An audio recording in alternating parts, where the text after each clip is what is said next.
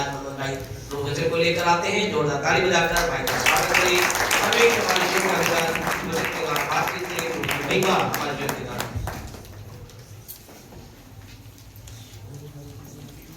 Praise the Lord. Praise the Lord. Praise the Lord. Praise the Lord. Praise the Lord. Praise the Lord. परमेश्वर के नाम की महिमा हो, उसके नाम की बड़ाई हो, उसके नाम की तारीफ हो। एक बार फिर मैं खुदा का धन्यवाद देना चाहता हूँ कि उसने एक बार फिर मुझे मौका दिया अपने सुंदर वचन को यहाँ पर उसकी महिमा के लिए बोलने का। हालेलुया। आप सब आनंदित हैं? आमीन। हालेलुया। परमेश्वर की बड़ी तारीफ हो। अभी हम कल और परसों से एक वचन बार बार हमारे बीच में आ रहा है, तो मैंने सोचा आज उसी पे कुछ बोला जाए, परमेश्वर की महिमा उसी वचन के द्वारा की जाए। मेरे साथ में आप निकालें पहला कुरिन्थियों 15 और उसका 58वां वचन को पढ़े। पहला कुरिन्थी इसलिए हे मेरे भाइयों,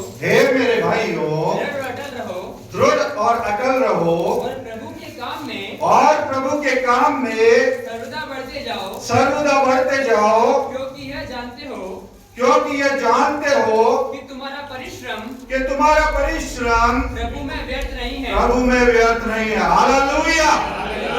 यहाँ पर ये वचन हमें बहुत बड़ी दिलासा देता है और हमें उत्साह देता है, उत्साहित करता है कि हम प्रभु के कामों में लगे रहें।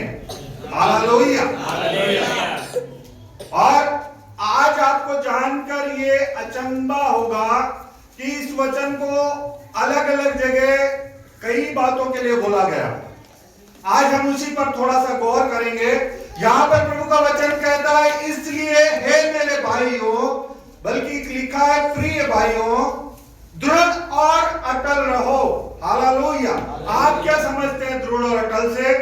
दृढ़ का मतलब होता है पक्का, मजबूत। इसका मतलब हमें खुदा के कामों में अगर आगे बढ़ना है तो हमें मजबूत होना है। हालेलुया। एक और वर्ड आया अटल। अटल का मतलब होता है जिसे टाला ना जा सके, जो टल ना सके। इसका अर्थ मतलब आप समझते हैं? इसका अर्थ होता है कि चाहे हमारे जीवन में किसी भी परिस्थिति से हमको गुजरना पड़े, लेकिन हमें प्रभु के कामों में हमेशा आगे बढ़ना है, चाहे कोई भी परिस्थिति आ जाए। हालेलुया। खास तौर से हमारे जो भाई लोग हैं यहाँ पर, जो भवन में सेवा करते हैं, ये कुर्सियां लगाने में, पोछा लगाने में, पोछा और ये अपने कालीन को साफ करने में। हालेलुया।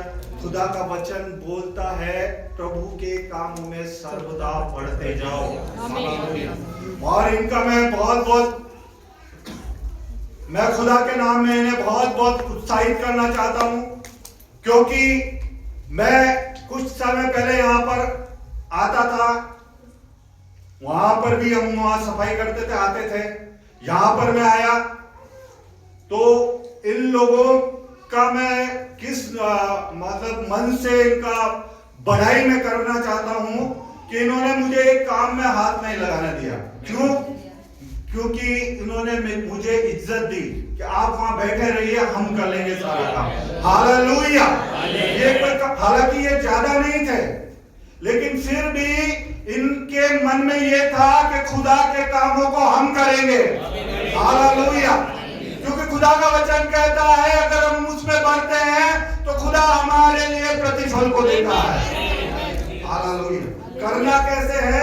दृढ़ और अटल होके, चाहे कुछ भी हो जाए, चाहे कैसी भी परिस्थिति हो, हमें खुदा के कामों में हमेशा आगे बढ़ना है। हालेलुया।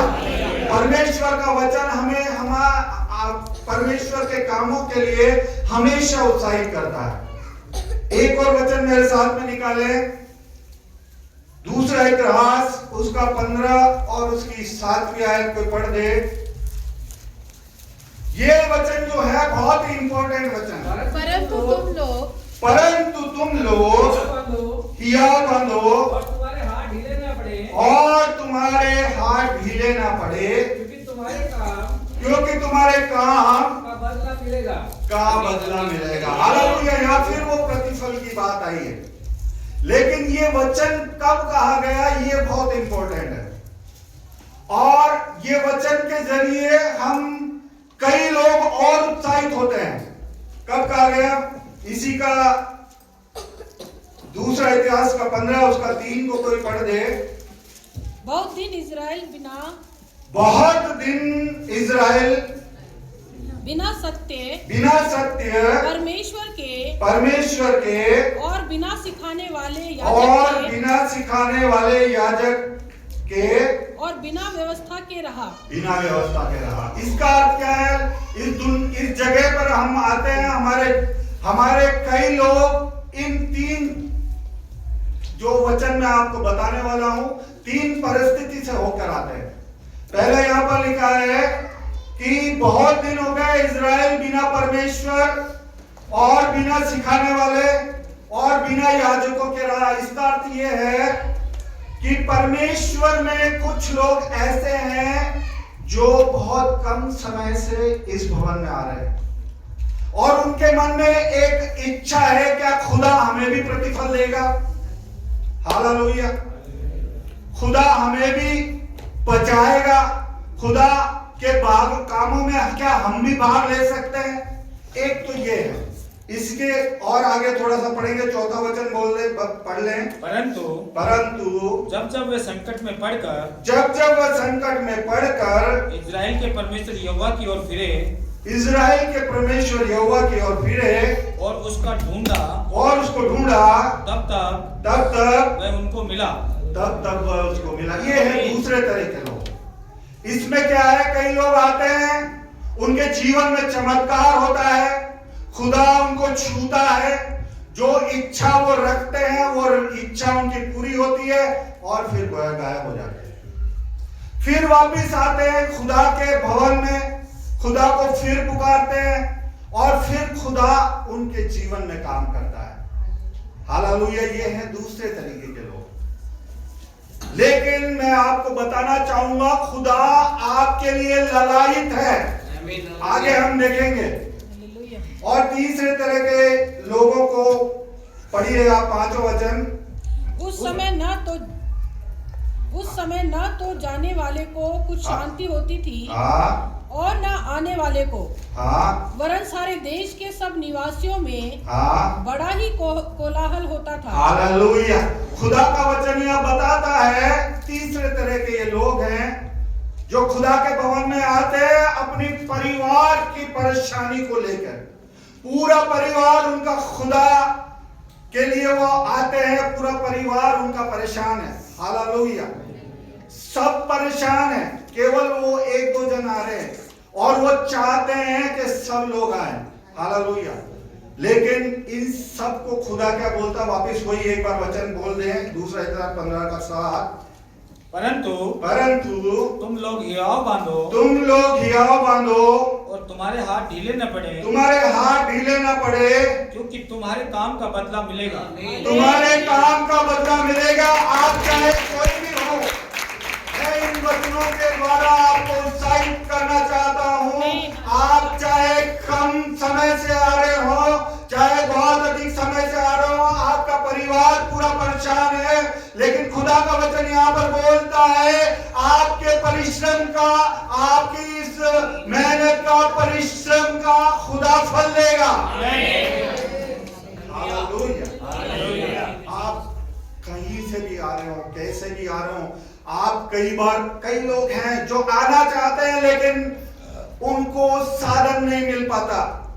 लेकिन मैं आपसे ये बताना चाहता हूं, आपके जब भी इच्छा आपकी हो, आप भवन में आने के लिए ललायत रहे, खुदा इंतजाम करेगा। लोगों को हमने गवाही में सुना है कि उनकी इच्छा थी, पहले आ रहे थे, लोग बाग मिल गए और यहां तक लेके आ गए। हालेलुया। कई गवाही को सुना। लेकिन ये सब कैसे होगा? हमें करना क्या है? सबसे बड़ी जो बात है, हम चाहे कम समय हमको आए हुए हुआ हो या हम बहुत समय से आ रहे हों या और भी जो बातें हमने अभी देखी है उस परिस्थिति से होकर हम आ रहे हैं, लेकिन इसके लिए हमें करना क्या? इसी का 8वां वचन कोई पढ़ दे। तब आसा ने ये वचन, जब आसा ने ये वचन और ओदेद नबी की नबूवत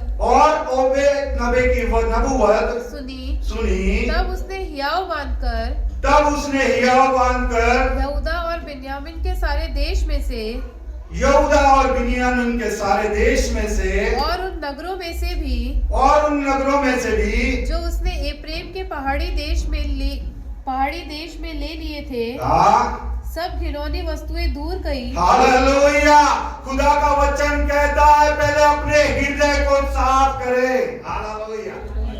हमारे जीवन में जो भी घिनौनी बातें हैं, अगर हम खुदा से एक फल को प्राप्त करना चाहते हैं, प्रतिफल को प्राप्त करना चाहते हैं, तो हमारे जीवन से उन वस्तुओं को दूर करें। हालेलुया। क्योंकि हम खुदा के भवन में हैं। आगे पढ़िए। और यहोवा की जो वेदी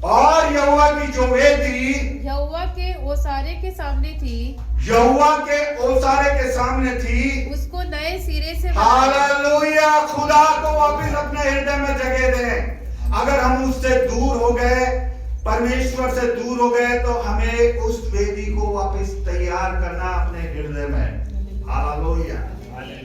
और इसी के आगे वाला वचन पढ़ दें, 8वां-9वां।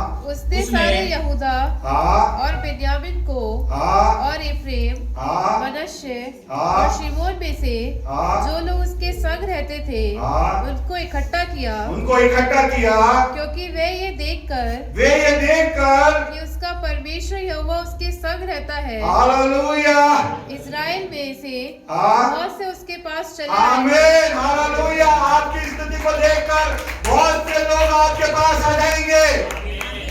हालेलुया। आपका परिवार चाहे तकलीफ में है, आपके रिश्तेदार चाहे आपसे बहुत घृणा करते होंगे, लेकिन जब आप आशीष पाएंगे, उन्नति पाएंगे, तो वो लोग आपके पास दौड़ कर आएंगे। हालेलुया। खुदा का वचन यहाँ बोलता है कि जब लोग आपकी तरक्की को देखेंगे तो वो रुक नहीं पाएंगे। हालेलुया।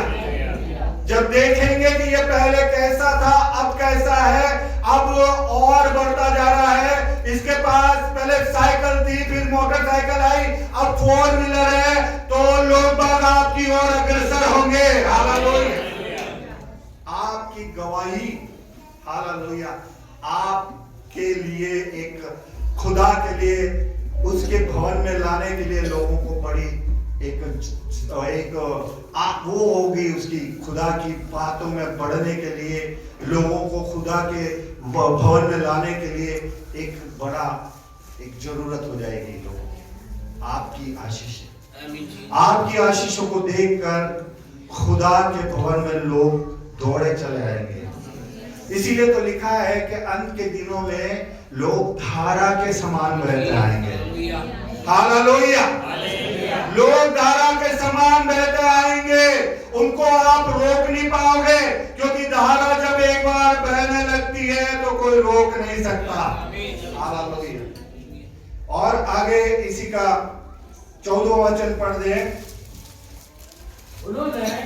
एक मिनट इसी का 13वां वचन पे पढ़ दे।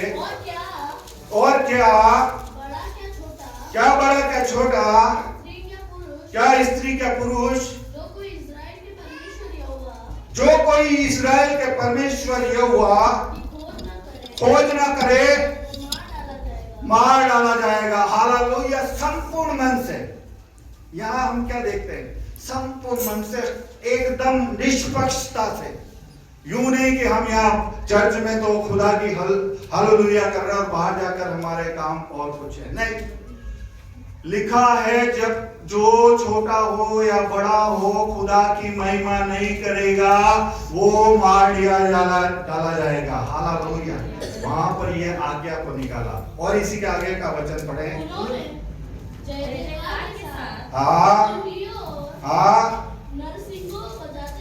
बजाते हुए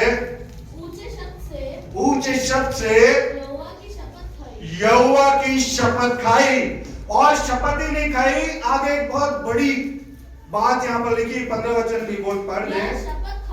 वह शपथ खाकर सब यहूदी आनंदित हुए। हालेलुया। यूं नहीं कि यार ये मजबूरी में हमको करना पड़ रहा है, यूं नहीं, मजबूरी में करना पड़ा ऐसे नहीं। और आगे और भी जबरदस्त बात है, क्या लिखा है?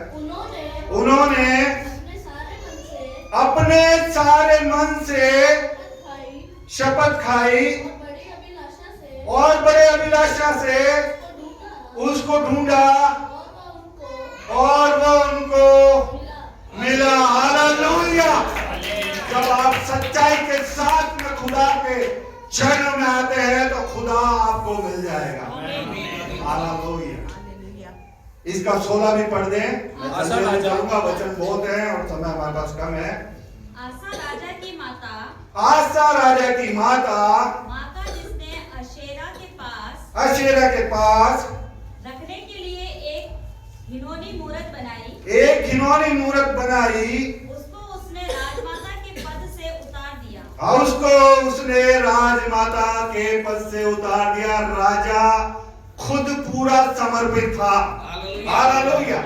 हम क्या देखते हैं? राजा खुद पूरा समर्पित था, अपनी माता को नहीं छोड़ा। हालेलुया। अगर तू गलत करेगी तो मैं तेरे साथ नहीं हूँ। हालेलुया। यीशु मसीह ने क्या बोला? जब जे लोग उनके पास आए, ये देखते रहे रिश्तेदार, तेरे माता, तेरे भाई, खुदा ने क्या बोला कि मेरे रिश्तेदार, मेरे माता पिता तो ये हैं जो प्रभु का वचन मानते हैं। हालेलुया। सच्चे मन के साथ में अगर हम खुदा के चरणों में जाते हैं, हालेलुया, और अगर सच्चे मन के साथ में हम जाएंगे तो फिर किंतु परंतु नहीं होता। हालेलुया। यहाँ लिखा है उसकी माता को भी उसने राजमाता के पद से उतार दिया। हालेलुया।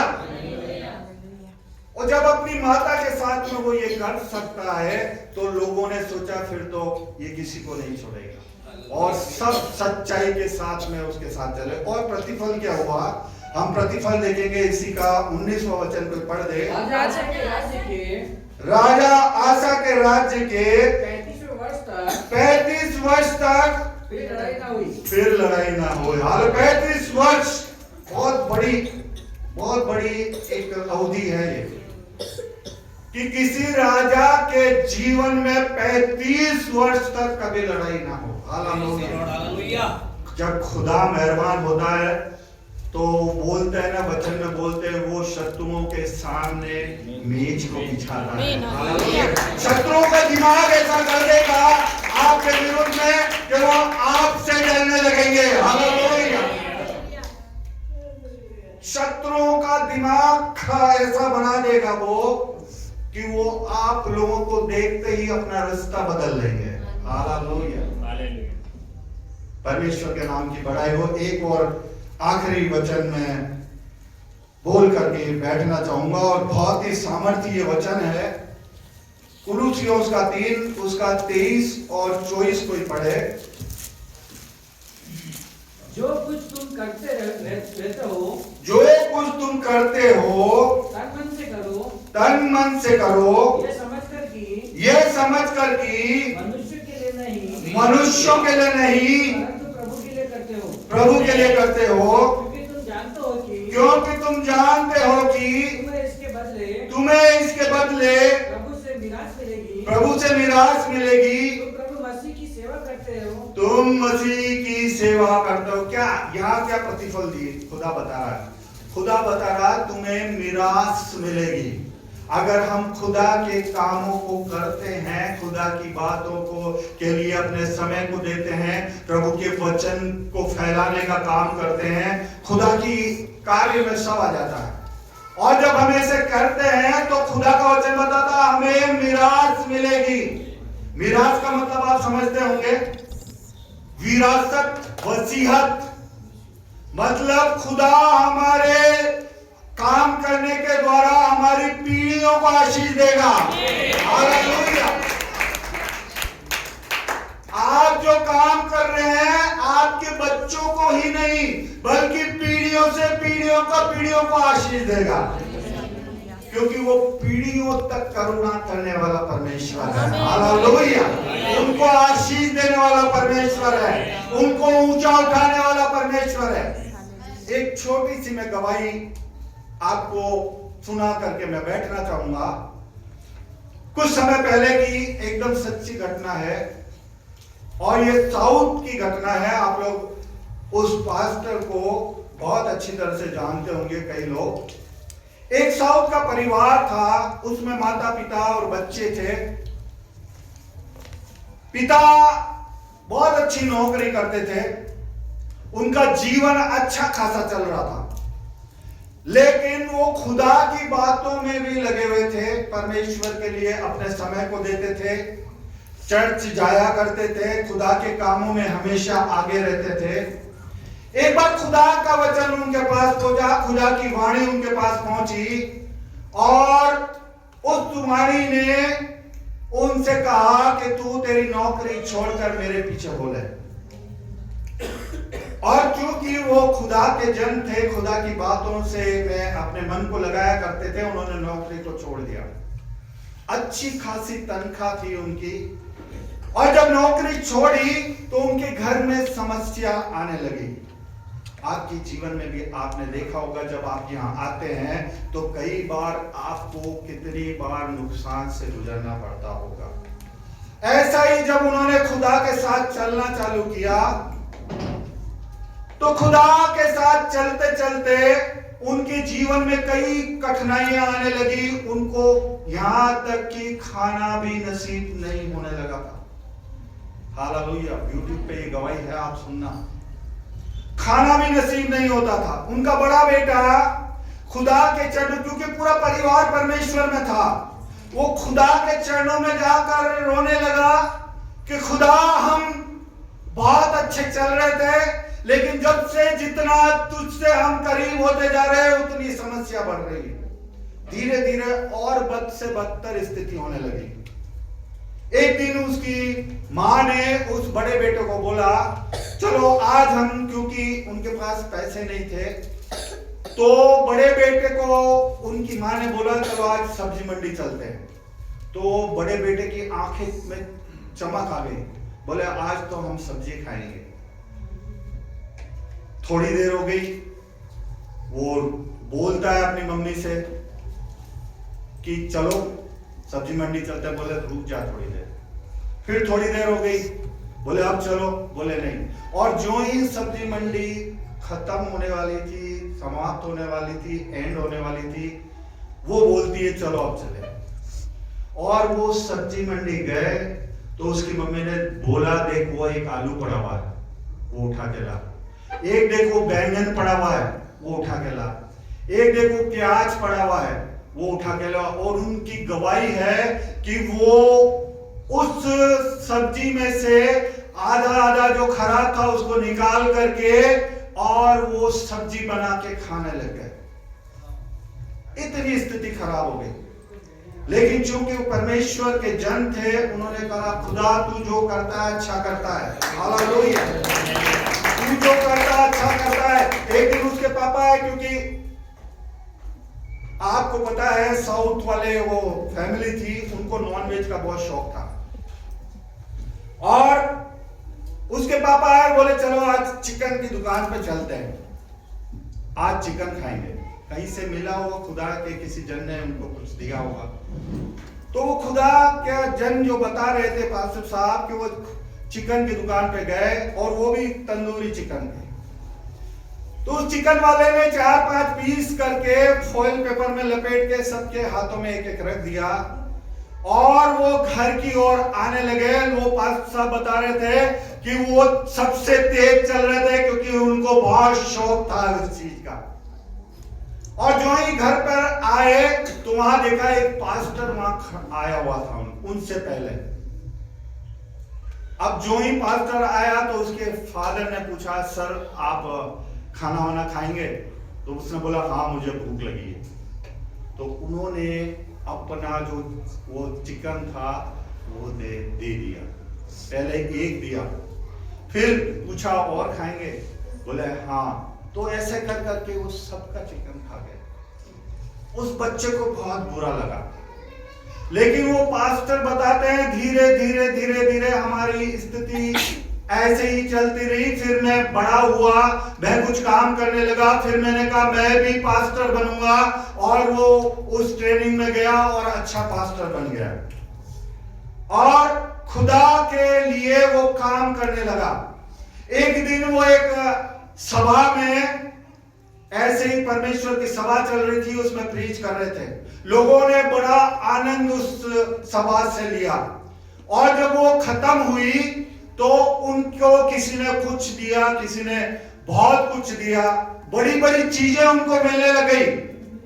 वो खुदा के चरणों में आ गए, बोले खुदा मैं इतना अच्छा नहीं कि ये सब दें। खुदा की वाणी, आप सिर्फ इस बात को ध्यान रहे, खुदा की वाणी उनके पास आई, बोले जब तुम्हारा बोने का समय था तुमने बोया, हालेलुया, अब तुम्हारे काटने का समय है, हालेलुया, तुम बहुत बड़ी आशीष पाओगे। ये बताई गवाही किसकी है? अरुण थॉमस की, जिसको आप हमेशा सुनते हैं, बहुत बड़ी उससे वो वचन बोलते हैं, उनके जीवन की ये गवाही है, हालेलुया। जब हम बोलते हैं तो खुदा हमें कई गुना काटता है, खुदा हमें कई गुना काटने को देता है। इसलिए कई बार हमारे जीवन में खुदा की राहों पे चलते चलते हमको ऐसा लगता है कि शायद हम और पीछे जा रहे हैं, हालेलुया, लेकिन खुदा के साथ में बने रहें, आमीन, हालेलुया।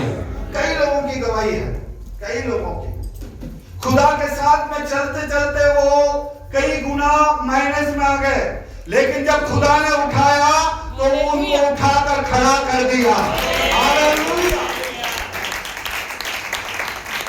जीवन में खुदा को मत छोड़ना, हालेलुया। तरक्की चाहते हैं आप लोग, कैसी भी समस्या आ जाए परमेश्वर को मत छोड़ना, हालेलुया। आज हो सकता है हम माइनस में जा रहे, कल खुदा प्लस प्लस प्लस और प्लस में। खुदा की बातों में आप बढ़ते जाएं। और भी बहुत से वचन है, लेकिन हमारा समय यहाँ समाप्त हो गया। खुदा इन वचनों के द्वारा आपको बहुत आशीष दे।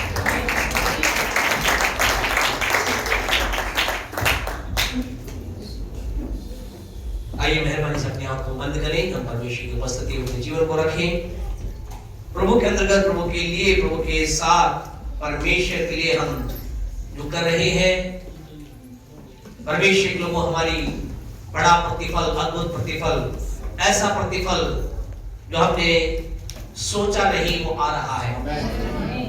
लगातार हम पिता परमेश्वर के साथ, उसकी बातों के साथ, उसके वचनों के साथ बने हैं, बने थे, बने हैं, और क्या आप कह सकते हैं हम बने रहेंगे?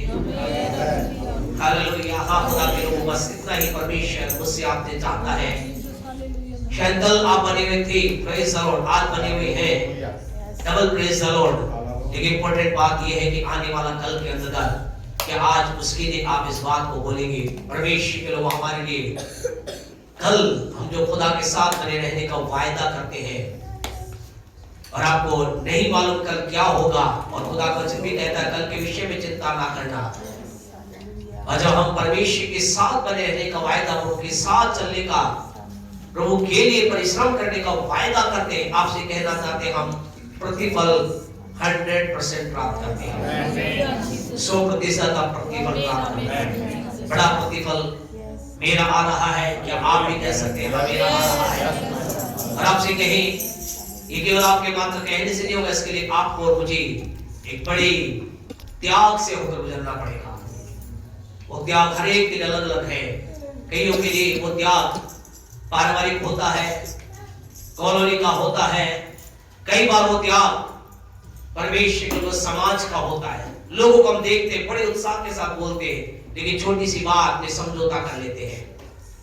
रंग की बात क्या करें, पड़ोसी खेल रहे थे, हमें भी खेलना था, वो अलग बात है। किसी ने आपको लगा दिया, वो अलग बात है।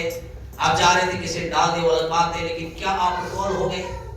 आपसे कहना चाहते, लोगों ने अपने हाथों पे बंधन को बंधवा लिया, बोले क्या है तो बांधना ही है। नहीं खुदा के लोगों, वी आर सेपरेटेड वन, हम अलग हैं। अलग जीने के लिए बड़ा प्रतिफल चाहते हैं, अलग जीने का उपाय हमें जी कर दिखाना होगा, दिखाना होगा।